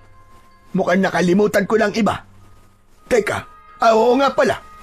May sinabi pala sa akin yung engkantado Nakusa rin daw ibubulong sa'yo ang lahat oras na mapalapit ka sa buntot na yan. Wala ka bang naririnig na parang bumubulong sa'yo, Anton? Nang sandali nga mismong yon, ay biglang may narinig si Anton na mataginting na tinig na nagsisimulang bumulong sa kanya. Teka lo, meron nga po ako naririnig. Mataginting po siya na parang mahiwagang boses. Yan na nga yun na po. Pakinggan mo lang na mabuti ang mga sasabihin sa'yo. Nakinig ng mabuti si Anton sa tinig ng engkantadong si Erom. Nang matapos ang lahat ng bilin nito, ay inabot na ng paglatag ng gabi. Matapos ang lahat, ay kumilos na ang binatang si Anton. Lo, alam ko na kung paano hahawakan ang buntot ng matching na to at kung paano makukuha ang batong mutya nang hindi nabubuksan ang pinto ng kulungan ng espiritu ng pinuno ng mga aswang na si Maruha. Kailangan ko pong kumuha ng malinis na puting tela na siyang ibabalot ko sa mga kamay ko. Ganun ba, Apo? Sige, gawin mo lang, Apo, ang mga inuutos sa'yo ng tinig. Sigurado namang walang iuutos sa'yo na hindi mabuti. Sige na! Nang makahanap si Anton ng malinis na puting tela, ay kagad niyang dinampot ang buntot ng matching. Nang kinukuha na niya ang kumikinang na batong mutya, sa dulo nito ay biglang nangati ang kanyang ilong at napabahing ng malakas. Dahil dito ay hindi sinasadyang nabitiwan niya ang hawak na puting tela sa kanan niyang kamay na siya sanang ipangahawak sa batong mutya. Aksidente tuloy niyang nahawakan ng batong mutya na hubad ang kamay. Bunga nito ay sandaling nawala ang kinang ng mutya at nagkulay itim. Naku po, Diyos ko! Naloko na, Lolo! Nahawakan ko po itong mutya na walang takip ang kamay ko. Tignan nyo, biglang nawala po ang kinang niya. Ano pong ibig sabihin nito? Patay tayo, Apo. Malamang na ang ibig sabihin niyan ay gumana na ang pagbubukas ng pinto ng pinagkulungan sa espiritu ng pinuno ng mga aswang. Nang sandaling yon, ay kumulumlim ang kalangitan at biglang kumulog ng malakas at gumuhit ang matatalim na mga kidlat. Tumatama ang mga ito sa gitnang parte ng kagubatan. Siyempre, ay ikinatakot yon ng maglolong Anton at Lolose. Si Aling Cheding naman, samantala, ay kumikinang ang mga matang lumabas sa kanyang lunggang yungib. Nakapinta sa kanyang mga labi, ang labis na kasiyahan. Aha! Sa wakas, ito na ang aking pinakahihintay. Salamat kay Carlos at nabuksan din ang pinto ng kulungan ng espiritu ni Inang Maruha. Inang Maruha, narito ako. Usa kong ibinibigay sa iyo ang aking sarili. Sumanib ka sa akin ngayon din, Ina. Ipaghihiganti ko ang sinapit ng angkan natin sa kamay ng mga antingero noon sa baryong ito. Wala nang mga antingero rito ngayon. Panahon na para pagbayarin natin silang lahat. Muling dumagundong ang mas malakas pang kulog at gumuhit ang mas matatalim pang mga kidlat. Ang iba pa ay pumalibot kay Aling Cheding. Kasunod nito ay may napakaitim na usok na parang may isip na tinalunton ang kinaroroonan ng matandang babae. Pumasok ang itim na usok na ito sa katawan nito. Bunga nun ay nangisay ang buong katawan ni Aling Cheding pagkat sumasanib na rito ang espiritu ni Marua. Unti-unting nagbago ang kanyang itsura. Naging isang nakakatakot at mabangis na aswang. Bumuwaghag na parang mga alambre ang alon-alon at puting buhok ng matanda. Tinubuan ng pagkatutulis at pagkatatalas na mga kuko ang kanyang mga daliri sa kamay at paa. Naglitawan din ang matutulis na mga pangil sa kanyang bunganga. Ang balat niya ay naglangis at nagkulay sunog na itim. Ang mga mata naman niya ay naging dilat na dilat, ugatan at ang kulay ay nagbabaga sa kapulahan. Ay, salamat Inang Maruha sa pagtitiwala sa akin. Ipinapangako ko sa iyo, ibabangon ko ulit ang ating lipi. Gayong gabi rin ay mangyayanggaw ako ng marami. Hindi dapat maubos ang ating lahi. Matapos magpalit ng anyo, ay mabilis nang nilisan ni Aling Cheding ang kagubatan. Nagtungo siya sa baryo para maghasik ng lagim. Samantala, sa bahay naman ni na Carlos, takang-taka at takot na takot naman ang binata nang mapansing may kakaibang nangyayari sa sariling katawan. Ano to? Ano nangyayari sa katawan ko? Bakit may itim na mga usok na parang pumapasok sa akin? Anong ibig sabihin ito? Ito na ba ang epekto ng pagtataglay ko ng mutyang bato ng puting matching? Pero, bakit ganito? Bakit itim na usok ang pumapasok sa akin? Humarap si Carlos sa salamin para makita kung ano ang talagang nangyayari sa kanyang katawan. Nanlaki ang kanyang mga mata. Sabay na paatras nang mapagmasdang unti-unti na palang nagbabago ang kanyang itsura. Unti-unti na rin siyang nagiging aswang na tulad ng itsura ni Aling Cheding. Hindi pwedeng maging halimaw ako. Ano nangyayari sa akin? Nagiging mukha akong aswang. Hindi pwede to. Natakot ni Carlos na baka makita siya ng kanyang mga magulang, ay tumakas siya sa kanilang bahay at pansamantalang nagtago sa kagubatan. Bakit nangyari sa akin to? Ito ba ang kapalit na mutyang bigay sa akin ng matching? Akala ko ba ay magiging swerte ako? Pero bakit ganito? Ano ngayon ang gagawin ko? Si Anton. Si Anton ang kailangan kong puntahan ngayon. Sa kanya ako hihingi ng tulong. At dun din muna ako sa kanila pansamantalang magtatago. Nang makarating si Carlos kina Anton, ay naalarma naman ang maglolo nang makita nila ang itsura ni Carlos. Carlos, ikaw ba talaga yan? Ano nangyari sa'yo? Hindi, Apo. Hindi si Carlos yan. Yan ay aswang. Baka sa kanya sumanib ang espiritu ng pinuno ng mga aswang. Ako po to, Lolose. Si Carlos po ito. Nagulat na lang po ako nang bigla ko naging ganito. Tulungan niyo ako, Anton, Lolose. Ayoko po maging halimaw o aswang. Tulungan niyo ako. Maya-maya ay napansin ni Anton ang hawak ni Carlos na katulad ng kanyang mutyang bato na mula sa buntot ng puting matching. Ha? Ano yung hawak mo, Carlos? May batong mutya ka rin. Saan mo yan nakuha? At bakit meron ka rin yan? Ikinuwento lahat ni Carlos kung paano siya nagkaroon ng mutyang yun. Kasama na rin dito ang tungkol kay Aling Cheding na nagbigay sa kanya ng kwintas na anting-anting na may palawit na kulay itim na diamante. Habang nagkikwento si Carlos, ay sumabay naman bigla ang pagbulong ng mataginting na boses kay Anton. Aktwal na siyang kinakausap ng engkantadong si Erom. Ang tinutukoy mong matandang babae, Carlos, na nakita rin natin sa gubat ay isa raw palang aswang na naalisan ng kakayaang magpalit ng anyo tungo sa pagiging aswang. Siya na lang daw ang tanging natitirang aswang dito sa lugar natin. Namuhay daw siyang isang ermitanya, kaya walang nakakaalam na isa siyang aswang.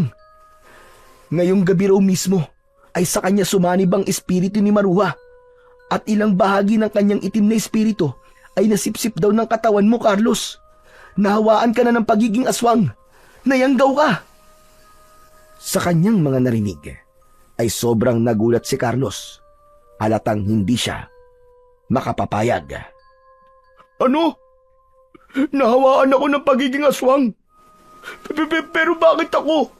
At bakit nasipsip ng katawan ko ang ilang espiritu ng maruhang yun na sinasabi mo, Anton? Ayoko maging aswang. Kailangan makabalik ako sa dati kong anyo. Anton, Lolose, Nagmamakaawa ko sa inyo. Tulungan niyo ako! Tulungan niyo ako! Pakiusap!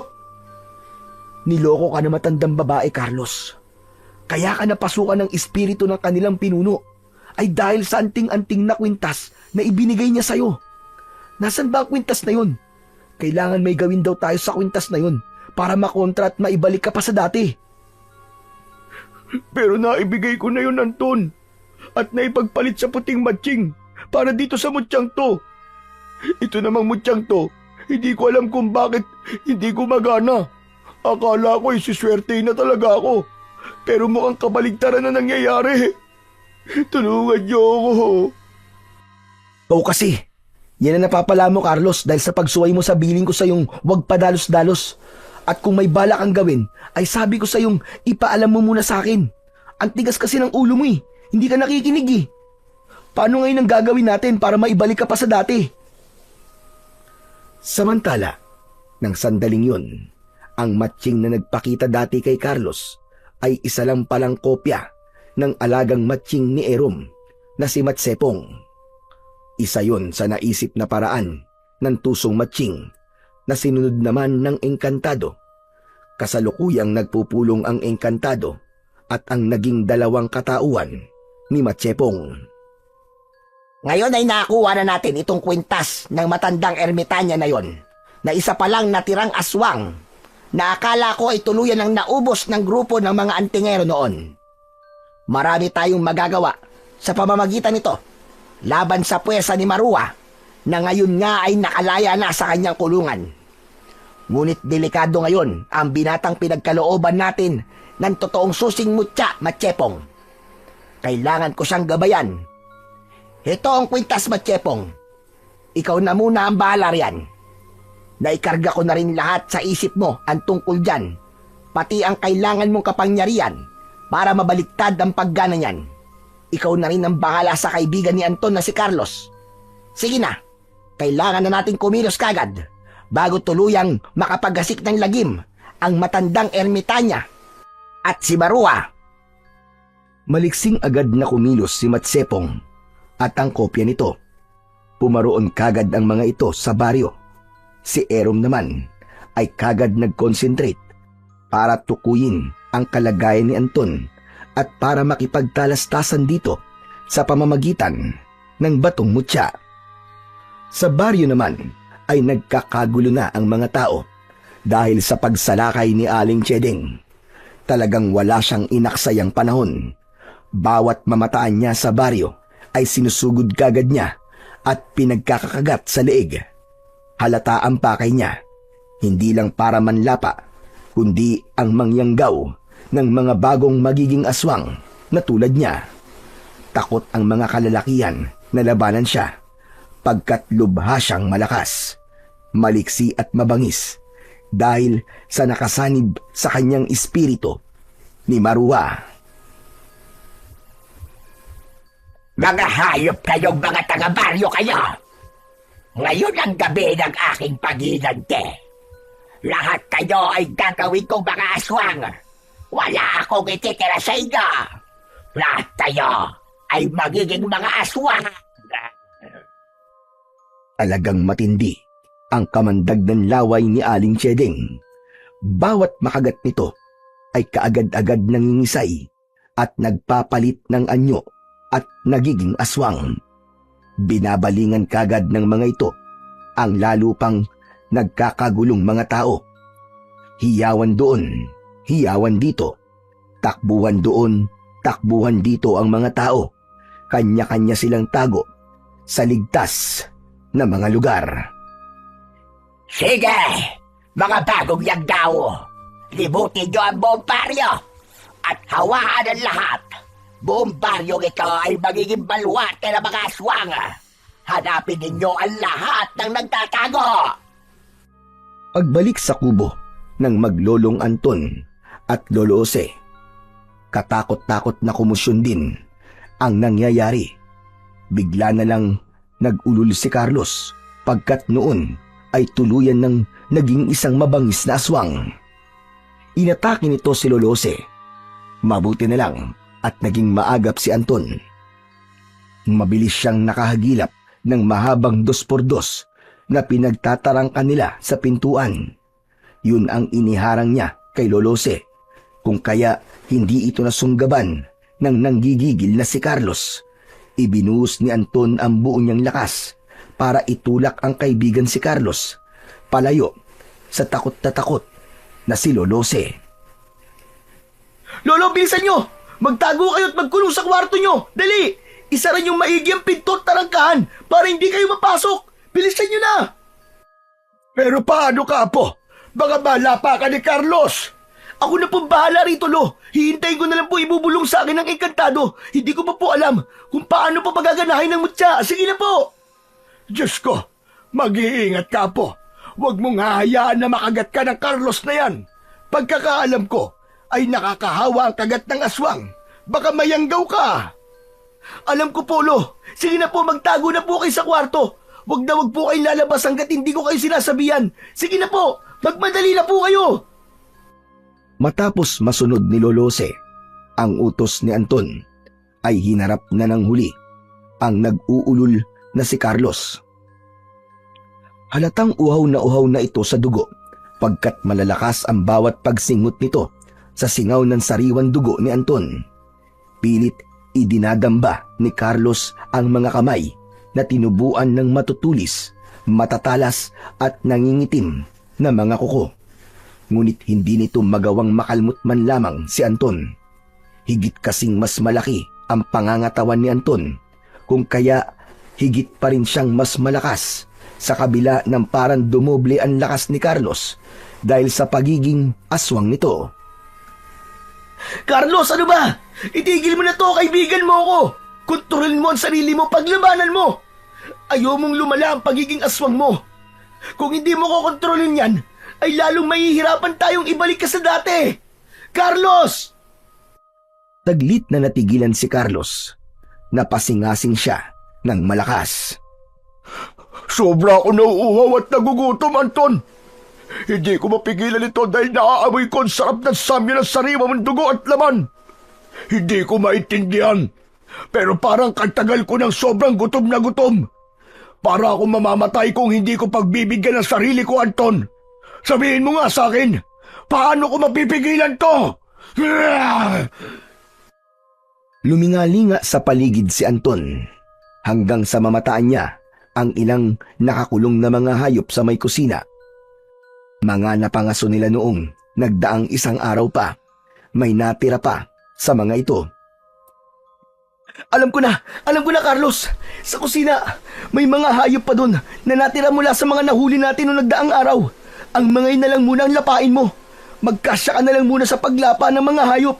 Huwag ka man lalapa ng tao o titikim ng dugo at laman ng tao para may tsansa ka pang makabalik sa dati kung sakali. Pagbaling ni Carlos sa kusina, ay atat na noroon kagad siya nagtungo. Hindi niya pinatawad ang mga hayop na nasa kulungan. Walang sabi-sabi niyang brutal na nilapa ang mga ito. Nangilabot nga si Anton pagkakita sa iniesta ng kaibigan. Ngunit matapos malantakan ni Carlos ang mga hayop sa kulungan, ay parang kulang pa rin ang mga yon. Nang muli niyang balingan si Anton, ay umarangkada na naman ang parang napakatinding gutom at uhaw na nararamdaman ito. Noon ay duguan na ang nguso, mga kamay at maging mga damit nito. Parang kulang pa rin ang mga to, Anton. Sobrang nagugutom at nauuhaw pa rin ako. Sariwan dugo at laman talaga ng tao ang hinahanap ko. Walang ano-ano ay biglang sinugod na naman ni Carlos si Anton. Patalon niyang dinamba ang kaibigan habang umaatungal ng malakas. Mukhang masarap ang dugo at laman mo, Anton. Ikaw na lang ang lalantakan ko. Pasensya ka na, pero hindi ko na talaga kayang pigilan pa ang sarili ko. Dahil nabigla, ay hindi naman kagad nakapalag si Anton. Bunga nito ay pareho silang natumba sa sahig at lakas sa lakas na naglaban. Wag mong gawin to, Carlos. Matalik tayo magkaibigan, hindi ba? May sumpaan tayo sa isa't isa na kahit anong mangyari ay hindi natin ipapahamak ang isa't isa. Alalahanin mo yun, Carlos! Alalahanin mo! Wag! Tumigil ka na! Tama na, Carlos! Paglabanan mo yan! Wag! Wag, Carlos! Wag! Tuluyan na sanang malalapa ni Carlos si Anton nang walang ano-ano ay biglang natigilan ng una at malakas na napaatungal. Sinapu nito ang ulo at namilipit sa tila matinding sakit na nararamdaman hanggang sa mabilis itong tumayo at mabilis din tumakbo palabas ng kubo ni na Anton. Ang ulo ko! Ang sakit! Ah! Carlos! Carlos, anong nangyayari sa'yo? Carlos! Naiwan si Anton sa kanilang kubo na nagtataka. Tinangkapan niyang habulin ang kanyang kaibigan. Ngunit napakabilis naman itong dumiretso sa kagubatan. Sa di kalayuan ng kanilang kubo ay hindi napansin ni Anton ang dalawang puting matching na nagtatagong nagmamasid sa itaas ng isang malagong puno. Ang isa roon, si Matchepong, ay hawak-hawak ang kwintas na anting-anting. Bagyang kumikinang ang palawit nitong itim na diamante. Senyalis yun na pinagagana ni Matchepong ang kapangyarihan nitong taglay. Si Carlos, nang sandaling yon, ay patuloy namang sapu-sapo ang ulo habang umaatungol pa rin dahil sa matinding sakit na nararamdaman. Wala siyang kamalay-malay na sumisingaw pala mula sa kanyang katawan ang manipis na itim na usok na dating sinipsip ng kanyang katawan. Sa kinaroroonan naman ni Anton, noon ay papasok na siyang muli sa kubo nang makarinig siya ng ugong ng kumusyon papalapit sa banda niya. Paglinga niya ay nakita niya ang nagtatakbuang mga kababaryo niya. Lahat ay takot na takot, may kung anong tinatakasan, hanggang sa mamataan niya ang ilan sa mga kababaryo niyang mga naging aswang na pala. Sa isang banda pa ay namataan din niya si Aling Chedeng na noon ay lalo pang bumangis ang itsura. Narinig pa niya ang malakas nitong isinisigaw. Sige, mga bagong aswang! Habulin at tawaan ninyo sila! Damay-damay na to! Hanggang sa buong baryo ay maging aswang ng lahat! Sa kanyang narinig ay natakot si Anton. Tinignan tuloy niya nang mahigpit ang mutyang nasa bulsa ng kanyang short. Tinangka niyang kausapin ito sa pagbabaka sakaling marinig siya ng engkantadong si Erom. Mahal na engkantado ng batong mutyang ito. Kung naririnig mo ko, ano na? Bakit hindi mo pa ako tinuturo ang pagganahin ng mutyang to? Nakapaggasik na ng lagim ang matandang aswang. Hinawaan niya na ang mga kababaryo ko. Nagkakagulo na ngayon dito sa baryo. Kailangan mapatigil ko to sa lalong madaling panahon. Dahil sa pagkataranta, ay hindi na namalayan ni Anton na napakalakas na pala ng pagsasalita niya. Bunsod nito ay narinig na pala siya ni Aling Chedeng. Una ay saglit itong natigilan, nakiramdam at napaisip. Makaraan ay nagngangalit na binalingan nito ang kasamang mga bagong aswang. Nararamdaman ko ang binata pa lang yon. Ang nakakuha ng totoong mutya ng puting matching. Hindi pala si Carlos ang nakapagpalaya kay Maruha. Pwes, lagot ka sa akin ngayong lalaki ka.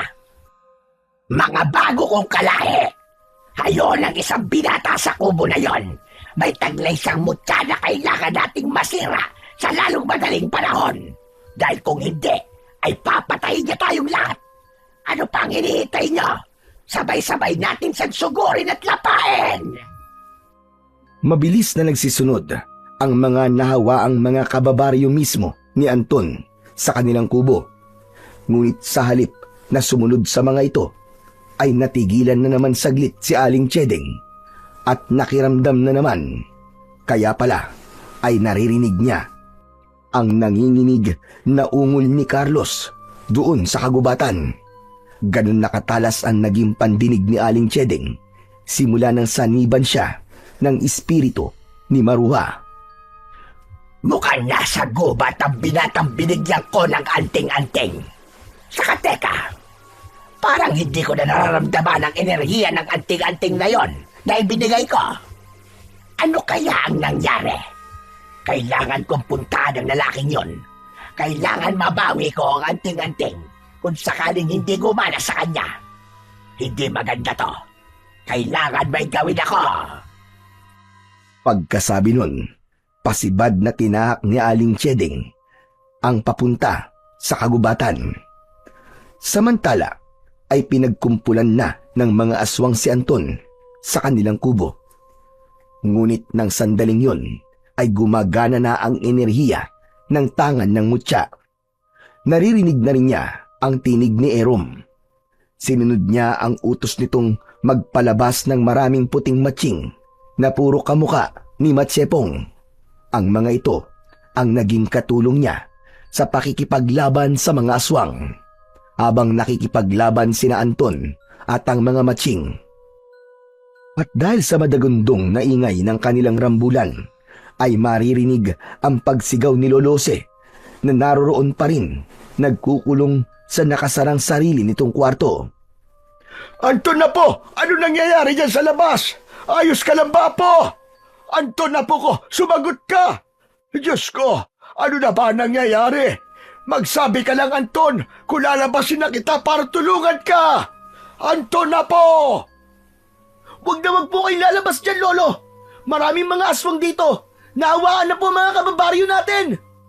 Ay, lintik na yan! Pero paano ka? Mag-isa ka lang dyan! Napagana mo na ba ang mutya mo? Opo, Lolo! Huwag niyo na po akong alalahanin! Basta't dyan lang po kayo! May mga kasama ako rito! Maraming mga puting matching! Katulong ko sila sa pakikipaglaban! Pero mag-iingat ka pa rin na po! Galingan mo!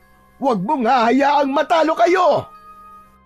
Nagpatuloy ang pakikipaglaban nina Anton at ng mga puting matching sa mga kababaryo niyang naging mga aswang.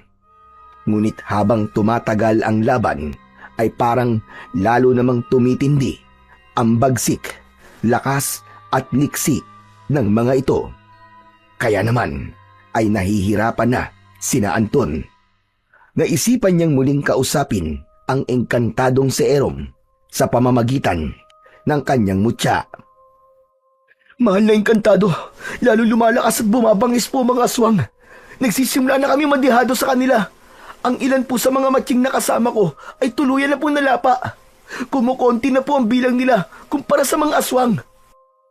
Ang totoo po, mahal na engkantado, ay lalo pang may mga nagdadatingan dito mga bagong hawa sa mga kababaryo ko. Ano na po ang gagawin ko? Tulungan niyo po ako. Hanggang sa narinig ni Anton ang sagot ng engkantado. Subukan mo pa magpalabas ng ilan pang mga matchig sa mutya mo, Anton. Konting tiis na lang at matatapos na rin ang misyong iniutos ko kay Matsepong. Kapag natapos sila ng kopyang kamukha niya, ay paririyan din sila sa'yo para tulungan ka sa pakikipaglaban mo. Utusan mo ang ilang matching na pumalibot sa'yo para protektahan ka. Kahit ano ay pwede mong iutos sa kanila.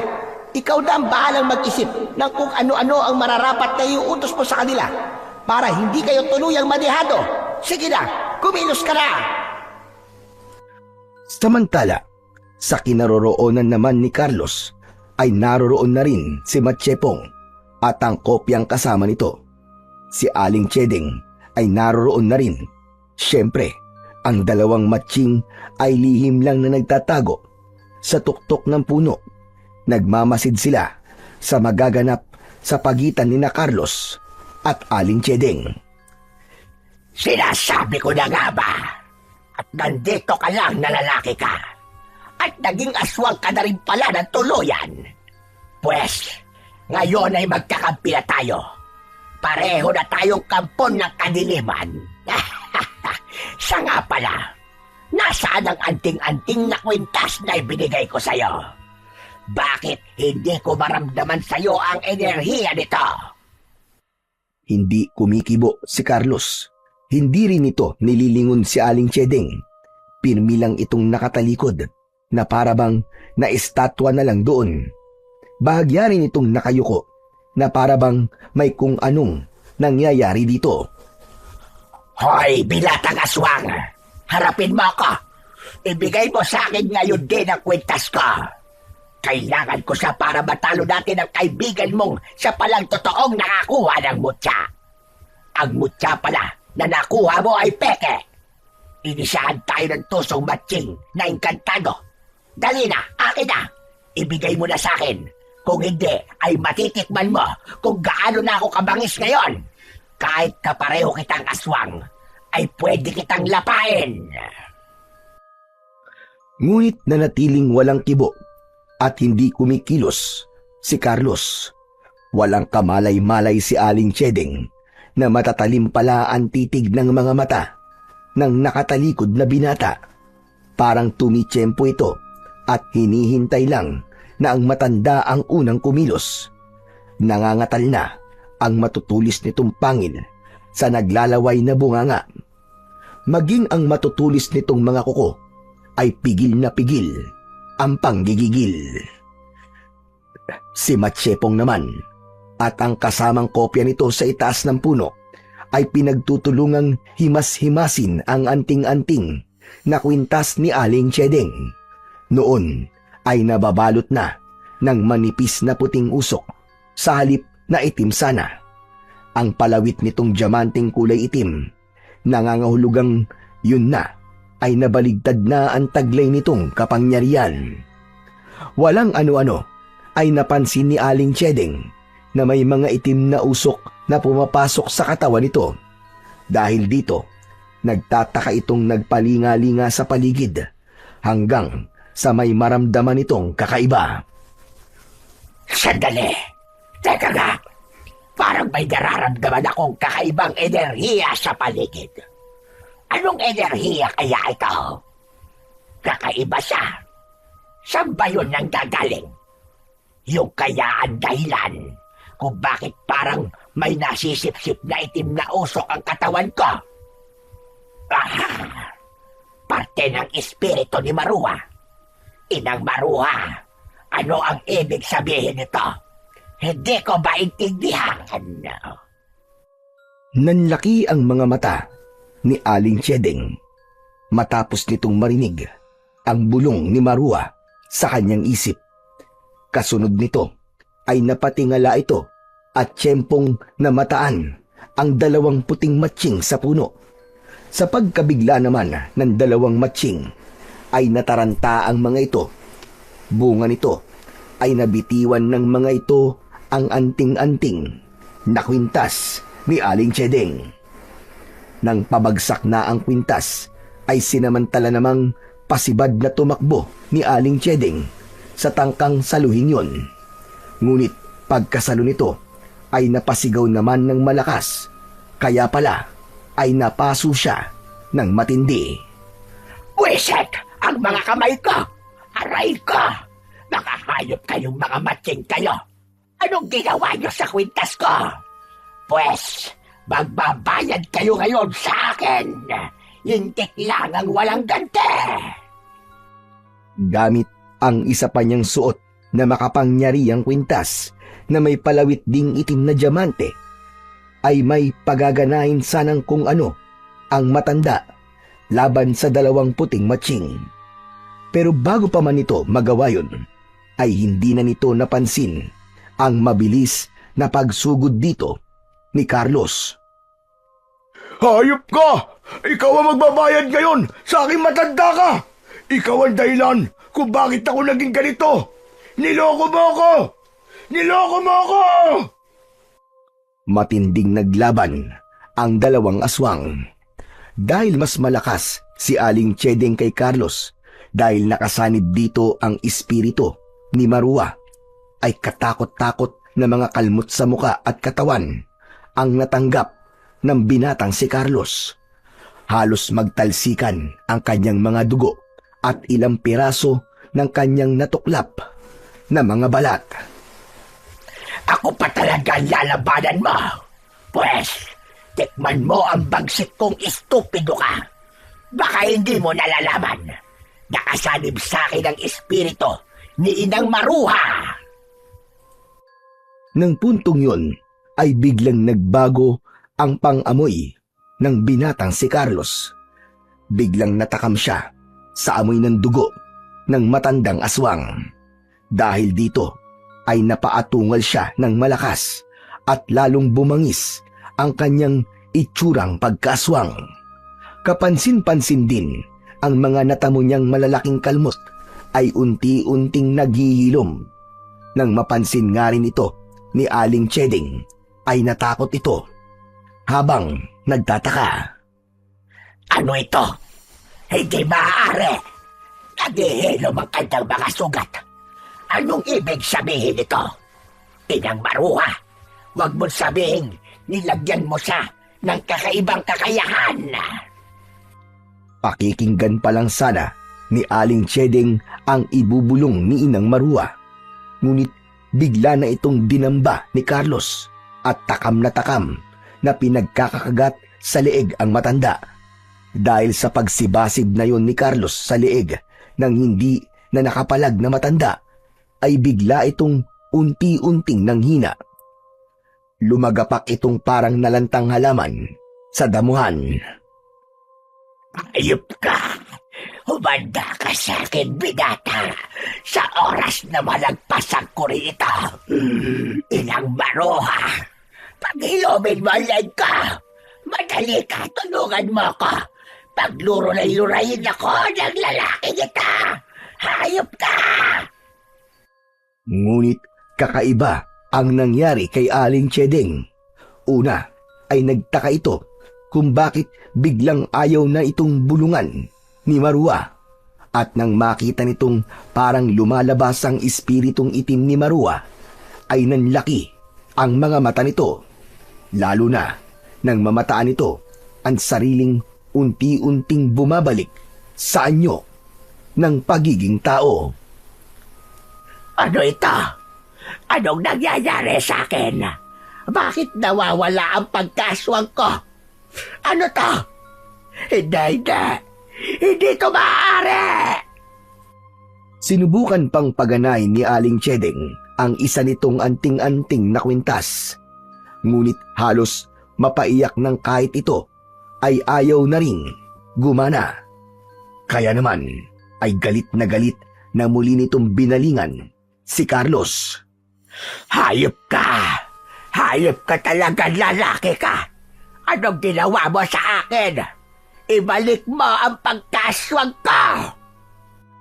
Biglang natigilan din si Aling Cheding nang mapansing bumalik na rin pala sa dati nitong anyo ang binatang si Carlos.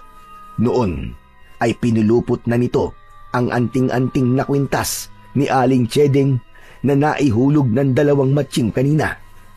Agad ding nagsilapit dito ang dalawang matching na yon. May kung anong iminimuestra si Matchepong kay Carlos. Napabaling din si Carlos sa itim na usok na tinangkapang lumapit dito para sana sumanib. Pero parang natakot ito dahil sa hawak na kwintas ni Carlos na noon ay nabaligtad na nga ang enerhiya. Sa halip ay tumakas ang espiritong itim na usok ni Maruha. Yung pala ang nakawalang espiritu ng pinuno ng mga aswang. Mga matching, saan kaya yun pupunta? Muling may mga isinenyas si Matchepong kay Carlos. Nang makuha ni Carlos ang ibig nitong sabihin, ay agad siyang kumilos at tumakbo palabas ng gubat. Tama, na kay Anton nga pala ang totoong mutya.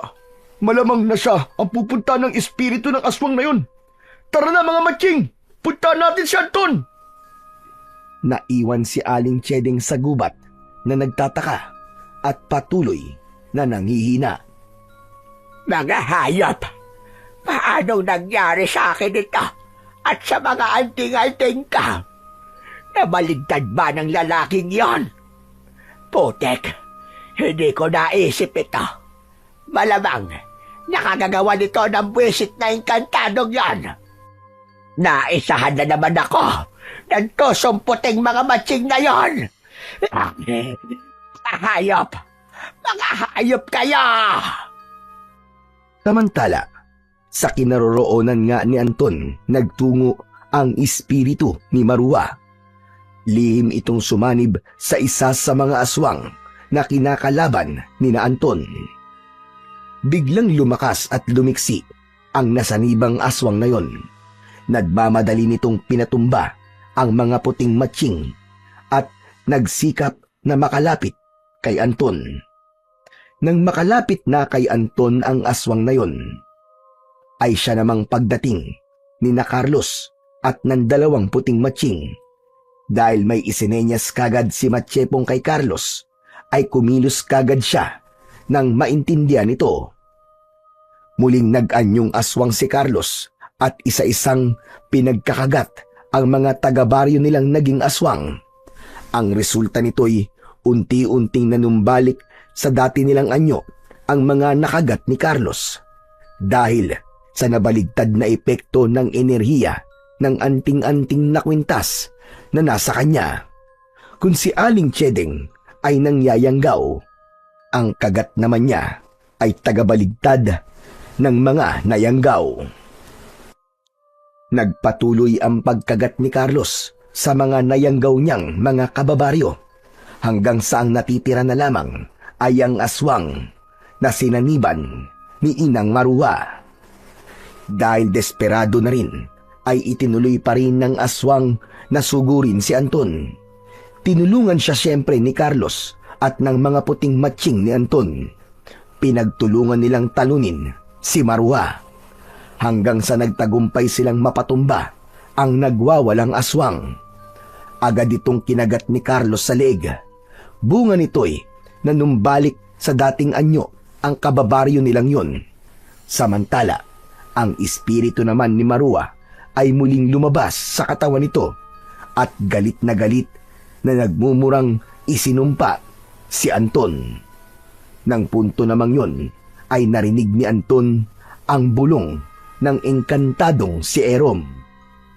Anton, ilabas mo na ang iyong susing mutya at sirain mo sa harap ng espiritu ni Marua. Kapag nasira yan, ay hindi na siya kailangan maikulong pa riyan sa mutya. Ibig sabihin, ay hindi na siya makapagpapahingang muli. Ngayong wala na rin siyang masasapi ang masamang aswang, ay unti-unti na siyang maglalaho sa hangin. Sige na! Nang masira ni Anton ang mutya, ay narinig pa nila ang tumataginting na mga hiyaw, pagmumura, pagsumpa, at pag-iyak ni Marua. Doon natapos ang pakikipaglaban ni Anton sa huling espiritong aswang sa kanilang baryo. Si Aling Chedeng ay namatay na rin sa kagubatan. Ang kwintas niyang anting-anting ay unti-unti ring natunaw. Maging ang kwintas nito kay Carlos na nabaligtad ang enerhiya ay natunaw na rin. Si Lolo Jose ay masayang-masaya nang malamang natalo ni Anton ang puwersa ng mga aswang at ang mga kababaryo nilang nahawaan ay nanumbalik din sa dati dahil naman kay Carlos. Siyempre ay hindi kinalimutan ng maglolo na magpasalamat kay Matchepong at sa engkantadong si Erom. Matapos ang lahat ay hindi na muling nagpakita o nagparamdam pa ang mga ito. Si Carlos naman ay nakabalik din sa dati matapos matunaw ang kanyang kwintas. Iyak siya ng iyak matapos yun at nangako kay Anton na hinding-hindi na muling magiging padalos-dalos. Natutunan din niyang hindi dapat minamadali ang pag-abot ng mga pangarap at hindi lahat ng pagkakataon ay basta-basta sinusunggaban. Dapat ding timbangin muna ang mga bagay-bagay kung makabubuti ba talaga o makasasama. Hindi rin dapat sariling interes lamang ang pinapairal. Pinatawad naman ni Anton si Carlos dahil sa taos-puso nitong paghingi ng tawad. Matapos yun, ay lalo pang tumibay ang kanilang pagiging matalik na magkaibigan.